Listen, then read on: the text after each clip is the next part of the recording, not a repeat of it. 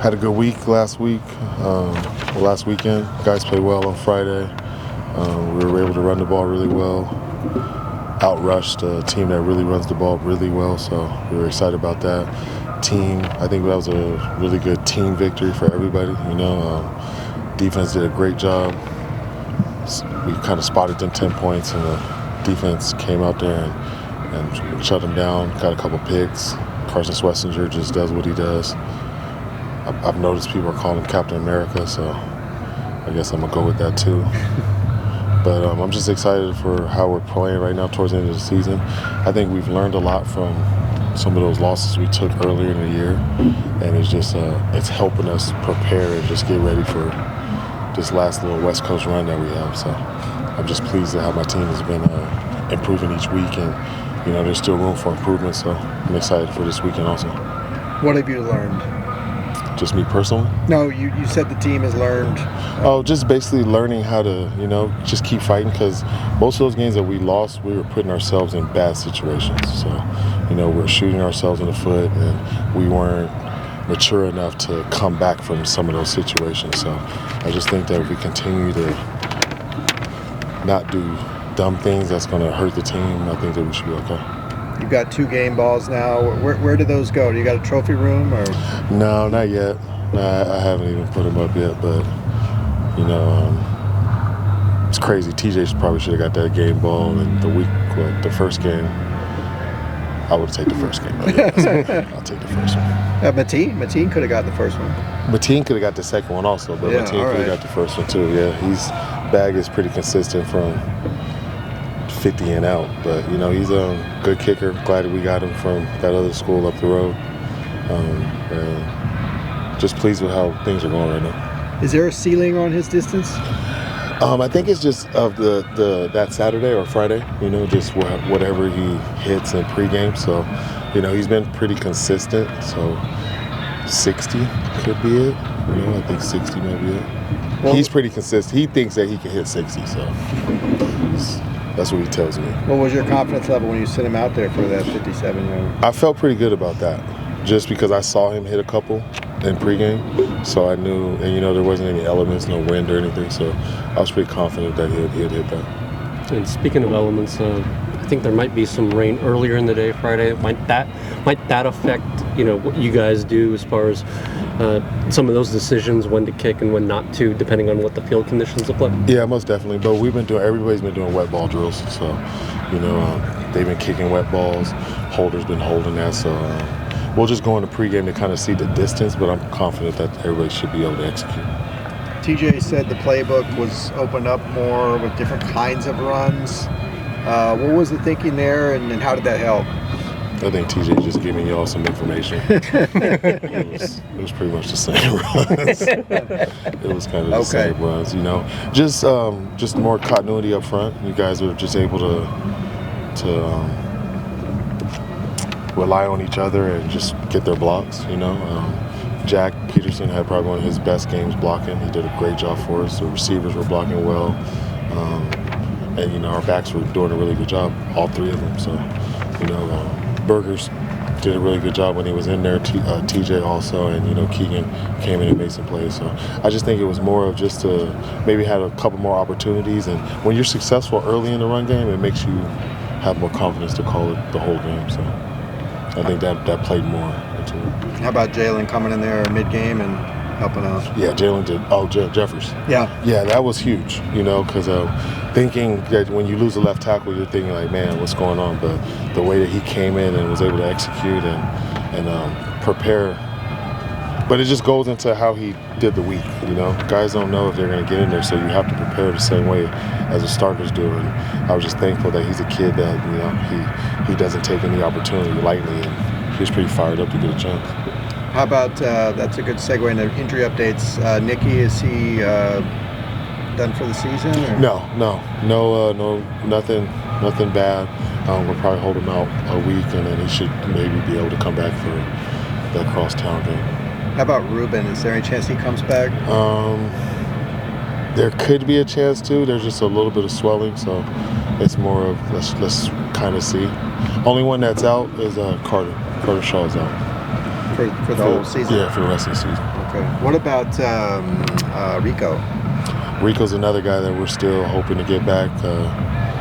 He's out here running around every day and improving, so we're just hopefully we can get him. Well, we have 3 more opportunities, 2 more after this one, so we're just trying to see where he's at. Coming into the season, a lot of it was made about the physicality of the Big Ten and what that transition would be like for the schools coming from the Pac-12. How do you think your team's held up, especially the way you guys played against Iowa? Going by what some of these coaches have said to me after the game, I think that we're doing a pretty good job of the physicality part. I think especially our defense up front. He's probably one of the best D tackles in the nation, and just the way that he plays. Our O-line, they might have had a slow start, but I think that they're clicking at the right time. So we knew what it was going to be, but you're going to be in a big conference where they're going to run the ball a lot, and it's more of the how do you come out of the game, let alone just the physicality in it. You know what I mean? Like, do you get beat up the next week, and can you show up and play again? So we've been on a run of playing 4 pretty good. They play a certain type of ball teams, and I think we responded pretty well to that. Most teams are better at home, but Washington's gone 5-0. What have you seen from them at their home stadium that's made them so good this year? It's just rocking. It's just a stadium that the fans take pride in. It's going to be loud. It's going to be at night. Might be cold. So just a little bit of I think that they just play into it. Kind of like the Seahawks. So it's a big challenge for us, but we've played in some hostile environments this whole season, so it shouldn't be anything that we're not prepared for. Yeah, I was going to say you played most of your best football on the road, so does that give you confidence that you can keep that going in a place like that? Yeah, most definitely. We don't have to change time zones. That's one positive. And like you said, we've played pretty well at away games. Penn State was really loud. We played a decent game. LSU was a decent game in the first half, but it was loud too. Nebraska was loud, and Rutgers was also loud. So, we've been in some real hostile environments and some stadiums that are Big Ten football, So I think we're just excited for this opportunity. I'm excited to see Jed and go against my guys that I used to coach with, so it's cool. Jed, he likes to cook up a trick play or 2 every game. How do you prepare for something like that? You just have to know that there's something coming, so it's more of it's not like it's going to be something that's been repeated, so you just have to know that there's an opportunity for there to be some sort of trick play in there. So guys are just preparing for that and make sure that you really trust your eyes in certain situations. If you just stick to your keys, is that good enough to prevent a trick play from having success? Most definitely. It's kind of like play action. If you're looking in the backfield, it's going to get you. So you got to really just stay with your keys, like you said, and let the game come to you, and just don't be too anxious to jump on things. We saw Devin in shells today. What's your optimism for him heading into Friday? Not sure yet, but it was just good to see him out here in shells. That was a tricky injury, so we wanted to get imaging and make sure everything was good, and everything came back, and that's why you guys were able to see him in shells. So. And then, did you get any clarification from the league on the kickoff penalty? The 2 Jersey guys are pretty confident the film backed up what you saw? Did you guys see 2 out there? Okay. I don't want to talk about it because they find me, and then I'm in trouble. But just everything that you guys thought and said in your head, and I was thinking the exact same thing, So especially because that was something that happened in the first game, so we for sure wasn't allowing that to happen anymore this season.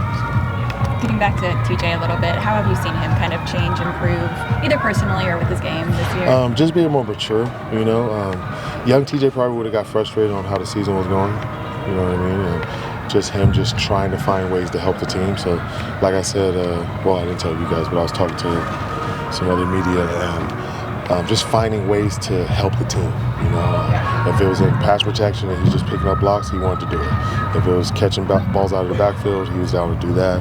If it was running screens or whatnot, but he never got frustrated, never got down on himself. And, when you stay positive, the football gods will eventually bless you. So. How different is the challenge of Jonah Coleman from Caleb after did a good job with Caleb? How is Jonah how different of a running back is he?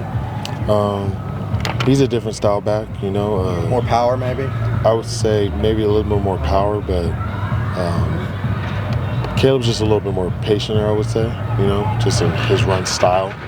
So, you know, John's going to get in there. If he doesn't see something, he's going to try to bounce it, you know. So there's another opportunity against a good back, so we're excited for it.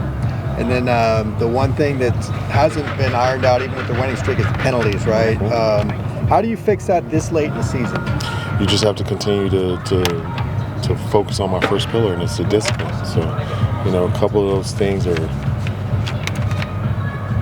We'll take all the penalties, even though some might have been questionable, but it's still a pillar of ours, and we have to hang our hat on it. So, you know, we just finished doing up downs for each penalty that we have. So we're making sure that that's a focus, and everybody understands that. And I think eventually we're going to come out of there penalty less, whatever the word I'm trying to say.